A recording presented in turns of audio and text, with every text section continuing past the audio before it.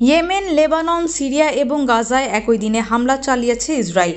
সোমবার রাতে যুদ্ধ বিমান ও ড্রোন ব্যবহার করে এ হামলা চালানো হয়। এতে গাজায় কমপক্ষে 54 জন নিহত হয়েছেন। ইসরায়েলের দাবি, হামলার লক্ষ্য ছিল হিজবুল্লাহ ও হুতি বিদ্রোহীদের অবকাঠামো। এদিন ইয়েমেনের হোদেইদা প্রদেশে বড় ধরনের বিমান হামলা চালায় ইসরায়েল ও যুক্তরাষ্ট্র। হুতি নিয়ন্ত্রিত আল মাসিরা টেলিভিশনের দাবি, হোদেইদা বন্দরের আশপাশে অন্তত 6টি বিমান হামলা ও রাজধানী সানার নিকটে 3টি হামলা হয়েছে। লেবাননের পূর্বাঞ্চলীয় বেকা উপত্যকার সংলগ্ন জান্তা শহরের উপকণ্ঠেও 6টি বিমান হামলা চালিয়েছে দখলদার ইসরায়েলের যুদ্ধ বিমান।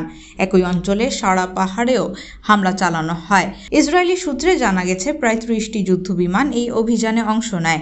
সোমবার ইসরায়েলি প্রধানমন্ত্রী বেনিয়ামিন নেতানিয়াহু বলেন, সেনারা এখন পর্যন্ত গাজার যেসব অঞ্চল দখল করেছে সেখান থেকে তারা আর সরবে না। এর বদলে সেনারা স্থায়ীভাবে সেখানে থাকবে। এছাড়া গাজায় হামলা আরও তীব্র করার হুমকি দিয়েছেন যুদ্ধাপরাধের উপযুক্ত নেতানিয়াহু।